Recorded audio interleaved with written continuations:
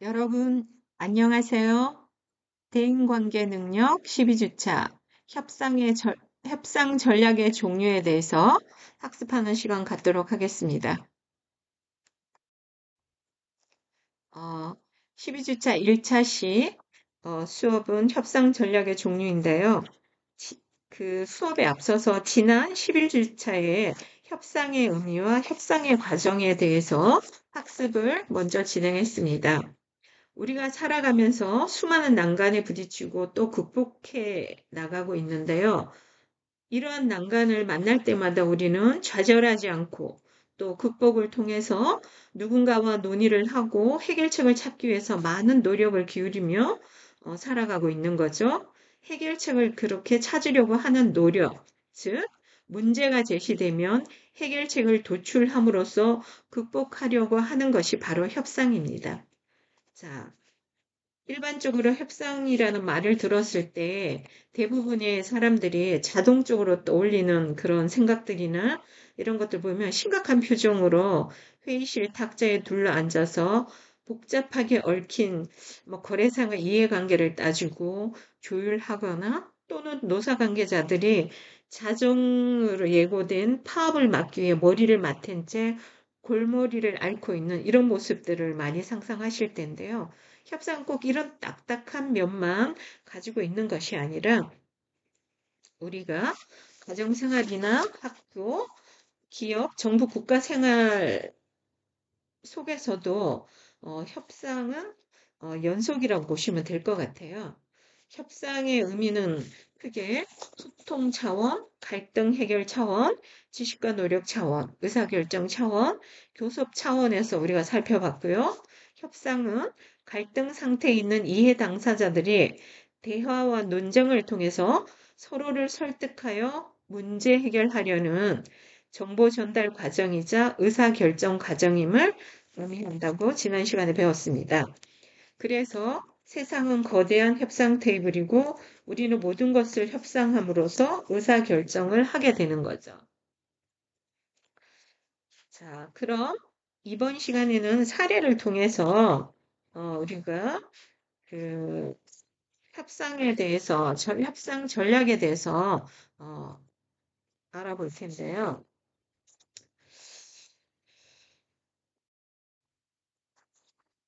네, 여러분 반갑습니다. 대인관계 능력 지도교수 김선정입니다. 벌써 12주차 학습을 진행하고 있는데요. 12, 13, 14주차까지 영상으로 수업을 진행하고 15주차에는 기말고사를 치르게 됩니다.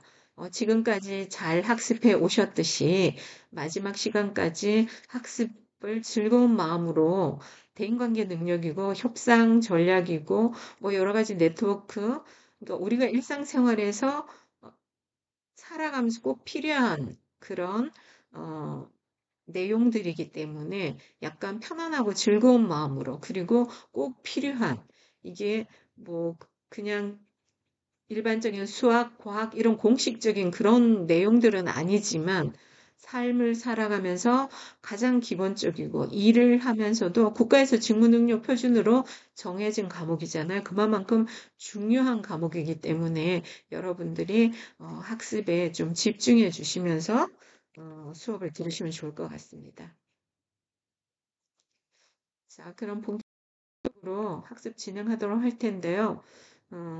학습 목표는 우리가 직업 생활에서 협상 가능한 목표를 수립하고 상황에 맞게 협상 전략을 선택해서 다른 사람과 협상하는 능력을 기르는 것이 학습 목표입니다. 내용은 직업 생활에서 적절한 협상 전략을 활용하고 또 적절하게 상대방을 설득하는 방법을 활용할 수 있다는 내용입니다. 자, 영화 더 네고시에이터라는 영화 여러분들 보셨나요? 또 그리고 협상 영화 우리나라 협상 영화 손예진과 현빈 이렇게 나오는 영화인데 우리 여러분들이 많이 아마 보셨을 거예요. 근데 여기서 보면 모두 인질 협상 전문가 그리고 또 경찰관 동료들이 이게 서로 짜고 범죄를 씌우는 거죠. 이게 누명을 씌우는 거예요. 그러면 나부터도 누명을 쓰게 되면 누명을 벗기 위해서 증거를 수집하고 또 여기에서 보면 다른 지역 경찰국 인질로 해서 협상 전문가를 불러달라고 또 요청해서 협상을 벌인다는 이런 내용인데요. 이런 인질 협상 다룬 영화도 많은 것 같아요. 한국 영화에서도 뭐 협상 영화가 대표적으로 있죠. 이제 이런 영화에서 뭐 협상을 보면 알다시피 이제 이 모든 것에 협상을 하려고 하면 정보 수집의 협상의 절반인 것 같아요. 누가 더 많은 정보를 갖고 있는지에 따라서 협상의 판도도 결정되고 상대방의 필요, 약점, 시간 압박 등을 정확히 파악하면 협상은 나에게 또 유리하게 흐르기도 되고 영화 속 베테랑 협상가들이 끊임없이 질문하고 단서 하나도 놓치지 않으려고 하는 것이 협상을 전략적으로 우위적으로 이끌어내기 위해서입니다. 그래서 정보 3종 세트를 잘 보면 상대방의 니즈, 표면적인 니즈가 아니라 실제로 정말 필요한 니즈가 뭔지 그걸 파악하고 그 다음에 협상의 최선의 대안을 마련하고 그리고 제약점을 먼저 확보해서 협상을 나에게 유리하게 이끌어내는 거죠. 그리고 협상에서 가장 강력한 무기는 대안이에요. 최선의 대안을 마련해 두는 거죠. 그래서 그 대안이 있으면 과감하게 협상을 중단하고 조건을 스스로 설정할 수도 있고요. 협상 전에 최악이면 어떤 선택을 할 것인지도 명확하게 좀 준비할 필요가 있습니다. 협상자가 상황을 어떤 틀로 제시하는지에 따라서 상대의 판단이 달라지기도 하고 위협 문제 중심이 아니라 상호 이익 해결 중심으로 문제를 재구성할 때 협상은 좀 부드러워지고 윤성을 가지게 되는 거죠. 그래서 지금은 논점은 분쟁이 아니라 공동 해결과 안전 확보인 거죠. 여기에서 우리가 협상에서 현빈 손예진 나온 영화 봤는데 협상에서 감정을 통제할 필요가 있어요. 감정을 통제하지 못한 협상은 위기로 치달을 수 있기 때문에 협상 전문가들은 상대의 격한 감정을 먼저 진정시키고 합리적인 대화가 가능한 정서적 기반을 만들어서 감정과 상황을 분리해서 논점을 전환시킴으로써 이렇게 협상을 하기도 합니다.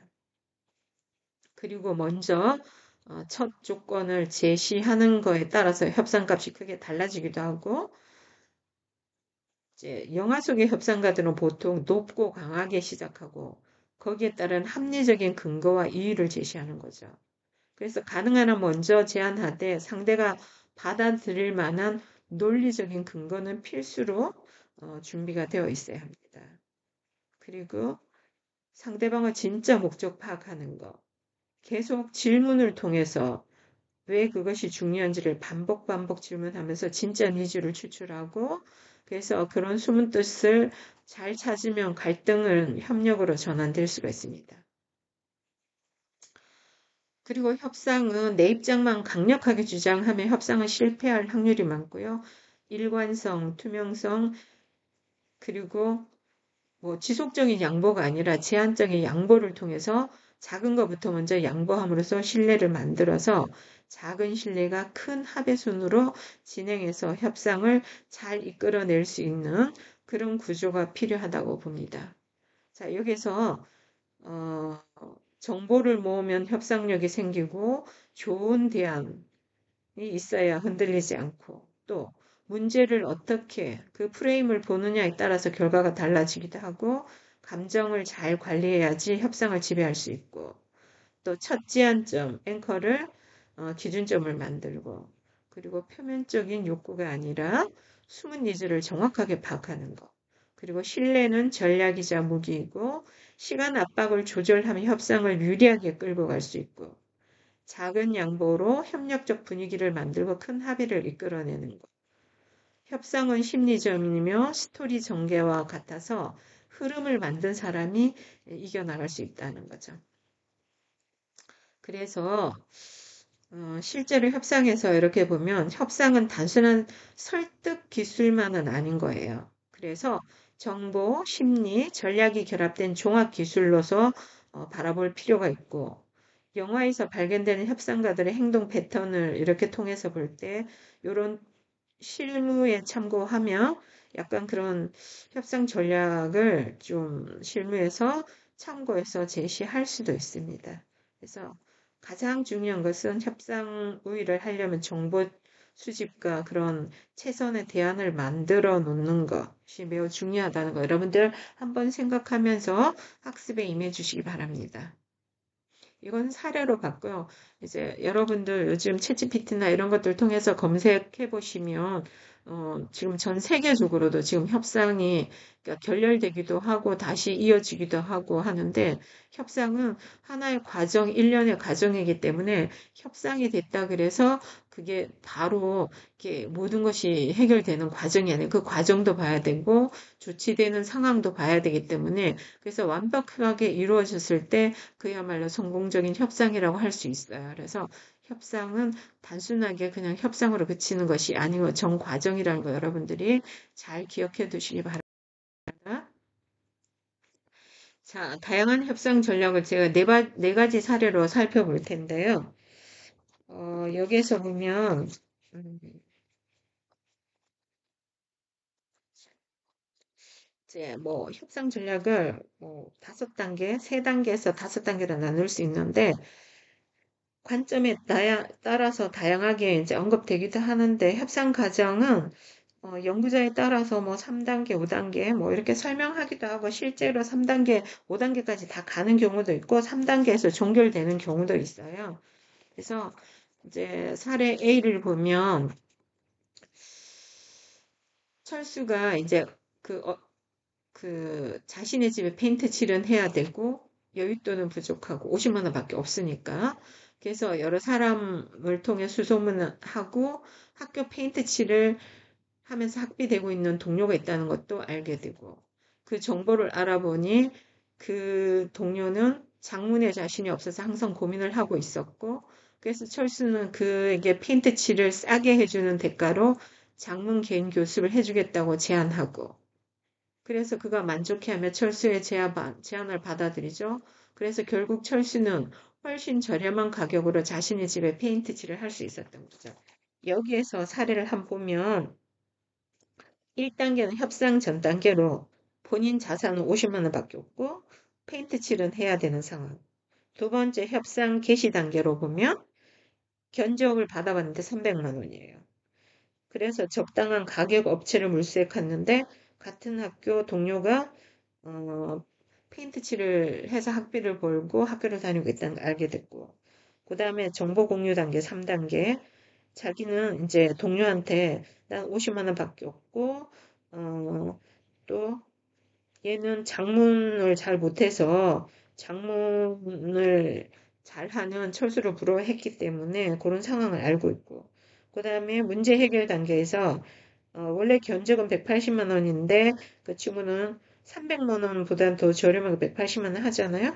근데 180만 원에 150만 원에 해준다고 미리 제안을 했고 근데 철수는 50만 원밖에 없으니까 자 50만 원 내에서 페인트 칠을 해야 되는 상황이고 그래서 합의를 하는 거죠. 협상하는 거예요. 자, 나 50만 원 주고 나머지는 너가 장문에 대해서 어, 고민하고 있으니까 내가 개인 교습을 해줄게. 이렇게 해서 50만 원은 주고 개인 교습을 하면서 협상이 이루어져서 서로에게 좋은 그런 전략이 이루어지게 된 거죠. 자, 사례 A입니다. 나도 좋고 너도 좋고 그 뭐 협력 전략 같아요. 자, 두 번째 B는 어, 어, 저 L 기업의 구매 담당자가 K사의 절대적으로 중요한 부품인 스위치를 개당 3,000원에 구입해 오고 있었어요. 근데 어느 날 L사는 스위치 가격을 개당 3,500원을 올리겠다는 의사를 보였어요. 그래서 K사의 구매 담당 업체인 하주는 곰곰이 생각해보니 엘사 제언을 기꺼이 받아들였어요. 500원이나 올랐는데 단가가. 하주는 단기적으로는 자신의 회사가 약간 손해를 보더라도 장기적으로 엘사와의 관계를 생각해 볼 때 엘사의 제안을 받아들이는 것이 훨씬 이익이 된다고 생각했어요. 자, 여기에서는 보면 K사의 대리 하준이 L 기업의 요구를 들어주는 거죠. 500원이나 올렸는데. 자, 장기적인 이익을 생각해서 비교해 봤을 때 지금 손해보지만 그 상대편의 그 욕구를 들어주는 거다.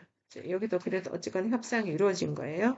장기적으로 이익을 얻기 위해서. 자, 여기에서 또 보면 이번 사례 시인데 대기업 영업부장 곽 씨가 신제품 출시 가격에 대해서 도매업체 T와 가격 협상을 하고 있어요. 근데 T 업체는 새로 출시된 신제품에 관심도 없고 적극적이지도 않았어요. 그리고 또 곽 씨는 시간과 노력을 투자하여 T사와 협상할 가치가 낮다고 생각하는 중이었고요.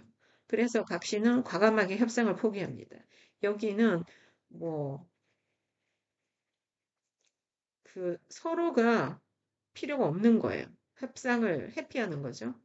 자, 이럴 경우 우리도 내가 생각했을 때 이게 나에게 유리하지 않다고 할 때는 협상을 회피할 필요도 있어요. 이게 그리고 내가 시간과 투자할 필요도 없는 상황이고 이런 경우는 서로의 무관심이죠. 무행동하는 거예요.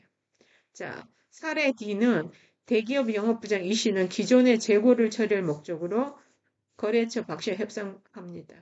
그러나 박 씨는 자금 부족으로 재고 처리를 할 수 없다고 하죠.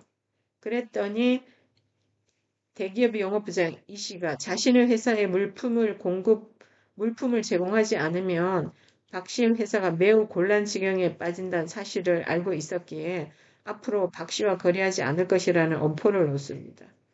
그러니까 우리 이거 재고 그거 받아주지 않으면 앞으로 당신 물건 팔아주지 않겠다 이렇게 협박하는 거죠. 그래서 이 씨는 성공적으로 협상을 이끌어냅니다. 이거는 뭐예요? 본인의 의견은 받아들이고 그러니까 상대는 승리하고 나는 없는 거죠. 양보가 아니라 양보할 수밖에 없는 그런 상황인 거예요. 자, 이런 협상도 있습니다. 다양한 협상 네 가지 사례를 살펴봤는데요. 여러분들이라면 이런 상황일 때 어떤 전략을 할지 또 어떻게 하면 유용한 그런 전략을 할지 한번 여러분들의 생각을 한번 써보세요. 아까 A 같은 경우는 그 협력적인 전략인 거죠. 사례 A, 철수, 페인트칠, 그 다음 유화 전략, 해피 전략, 강압 전략. 사례 D는 강압 전략이고, 사례 C는 해피 전략. 사례 B는 유화 전략. 그쵸? 상대방의 L 사건은 들어주지만 일단 3,500원, 500원 더 올려서 구매하지만 장기적인 관점에서 우리가 이익이라는 걸 생각하기 때문에 유화 전략을 쓰고 저기 철수와 그 페인트 칠하는 동료는 이제 서로 협력적인 전략을 하는 거죠. 협력적 전략이 가장 바람직한 전략인 것 같아요. 서로가 윈윈하는 전략이기 때문에. 여러분들 생각을 한번 작성해 보시면 좋을 것 같아요. 자, 협력적 전략의 형태 네 가지가 있는데 첫 번째가 협력적 전략, 문제 해결 전략, 두 번째는 유화 전략, 양보 전략, 세 번째는 회피 전략, 무행동 전략, 네 번째는 강압 전략, 경쟁 전략이에요. 여기에서 좌측 세로축은 나의 의도, 하단에 가로축은 상대방의 의도. 그쵸? 나의 의도가 높아지면은 상대의 의도가 줄어드는 경우 강압 전략이 발생할 수가 있고, 상대방의 의도를 많이 주고, 나의 의도가 낮으면 내가 너무 많이 양보하게 되면 유화 전략인 거죠. 상대방을 먼저 많이 들어주기 때문에 양보 전략으로 가는 거예요. 그러나 문제 해결 중심으로 가는 전략은 서로가 신뢰 관계 속에서 협력하는 거죠. 문제 해결 중심으로 협력 전략인 거예요. 자, A 전략은 철수는 협력 전략인 거죠. 자, 서로에게 필요치 않고 또 나에게 불리할 때는 회피 전략을 쓰기도 합니다. 자, 협력적 전략 형태, 문제 해결 전략. 앞에서 배웠듯이 이거는 참여자들이 협동과 통합으로 문제를 해결하고자 하는 협력적 문제 해결 전략이죠. 자, 합의에 이르기까지 협상 당사자 서로 협력하는 전략으로 윈윈 전략 정신을 가지고 있고 나도 잘 되고 상대방도 잘 되고 우리 모두가 잘 되는 전략 I win, you win, we win 전략입니다. 자, 여기서 목적을 합의점에 이르기 위해서 우선순위에 대한 정보 서로 교환하기도 하고 통합적으로 문제를 해결하고자 노력하는 거죠. 긍정성이 있어요. 자, 이런 걸 하기 위해서는 협상 전에 신뢰 기반을 두는 협력을 사전에 진행해야 합니다. 그래서 이를 신뢰적 협력 전략이라고 하고요. 협력 전략의 협상 전술에는 협동적 원인 탐색, 정보 수집과 제공, 쟁점의 구체화, 대안 개발, 개발된 대안들에 대한 공동평가, 협동의 최종안을 선택하죠. 이렇게 하면 별 문제가 없는 거예요. 자, 유화 전략, 양보 전략인데요. 이거는 말처럼 양보 전략, 화해 전략, 수용 전략, 굴복 전략. 상대방이 제시하는 것을 일방적으로 수용하여 협상의 가능성을 높이려는 전략이고, 상대방의 욕구와 주장에 자신의 욕구와 주장을 조정하고 수능시켜 굴복하는 전략입니다. 자, 유화 전략은 로즈윈. 당신의 승리를 위해서 나는 손해를 보아도 괜찮다는 전략인데 I lose you win 전략이에요. 여기는 유화 전략은 협상으로 인해서 돌아올 결과보다는 상대방과의 인간관계 유지를 선호하며 상대방과의 충돌을 피하고자 할 때 이 유화 전략을 쓰는데요. 상대방과의 우호 관계가 매우 중요한 거죠. 그래서 그런 관계를 지속하기 위해서 자신의 입장의 이익보다는 상대방의 이익과 입장을 고려해서 상대방에 돌아갈 결과에 더 큰 관심을 가지고 상대방의 주장에 순순히 따르는 전략입니다. 자, 유화 전략에 사용될 수 있는 전술에는 유화, 양보, 수능, 수용, 굴복, 요구 사항들의 철회 등이 있습니다. 자, 세 번째, 회피 전략인데 무행동 전략. 회피 전략, 무행동 전략이라고도 하고 협상을 철수하는 전략이라고도 합니다. 자, 여기는 로즈. 나도 손해, 상대방도 피해를 입게도 모두가 손을 보는 전략. I lose, you lose, we lose. I win, you win, we win 전략과 상반되는 전략인 거죠. 자, 상대방이나 자신에게 돌아올 결과에 대해 전혀 관심을 가지지 않을 때 사용할 수 있고 자신이 얻게 되는 결과나 인간관계 모두에 대해서 관심이 없을 때 상대방과 협상을 거절할 수 있죠. 이건 당연한 거 인지상정인 것 같아요. 나에게 유리하지도 않고 불리한데 굳이 시간과 노력을 투자할 필요가 없을 정도로 그런 상황에 협상의 가치가 낮다고 생각하고 협상을 중단할 수가 있는 거죠. 네. 자신에게 불리하게 이제 협상 상황이 진행될 때는 굳이 협상을 할 필요가 없고 회피하고 협상 국면 전환시켜 볼 필요가 있습니다. 이제 지금 뭐 에이펙 경주에서 에이펙도 회의도 이루어졌고 뭐 여러 가지 협상들이 있었어요. 미국에서 가서도 그렇고 전 세계적으로 지금 협상들이 막 전쟁, 우크라이나, 러시아 막 이렇게 전 세계적으로 협상이 이루어지고 있는데 협상이 뭐 쉽게 이루어지는 거는 없고요. 자국의 이익, 개인의 이익 이런 것들을 우선시하기 때문에 협상이 결렬되고 협상이 되었다고 해도 좋지 하는 그런 결과 과정까지는 참 어려운 상황들이 많이 있다고 보시면 될 것 같아요. 자, 회피 전략 전술의 협상을 회피 무시, 상대방의 도전에 대한 무반응, 협상 안건을 타인에게 넘겨주기에 협상으로부터 철수 등이 있습니다.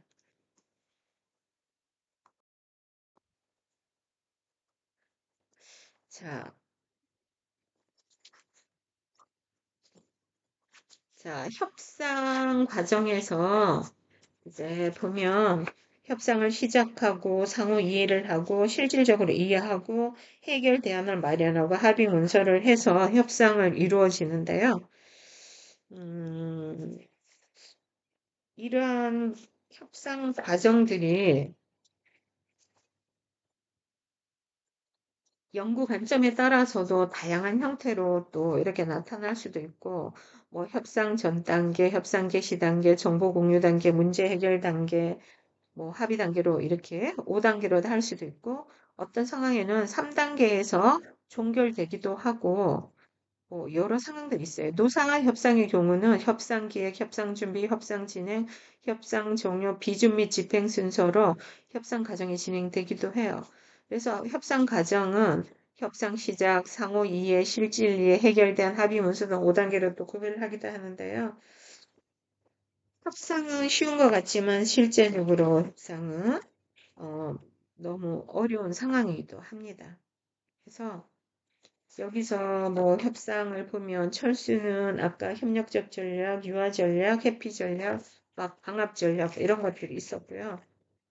그런 다양한 전략에 대해서 우리가 한 번 더 깊이 있게 생각해보고 어떤 상황이 발생했을 때 나는 어떻게 협상을 하고 협상을 나에게 유리한 쪽으로 이끌어낼지에 대해서도 한번 생각할 필요가 있고 실제적으로 그걸 활용해 볼 필요가 있습니다. 그러니까 우리가 평소에 협상이라고 딱히 명명하지는 않지만 일상생활이 거의 협상이라고 생각하시면 될 것 같아요.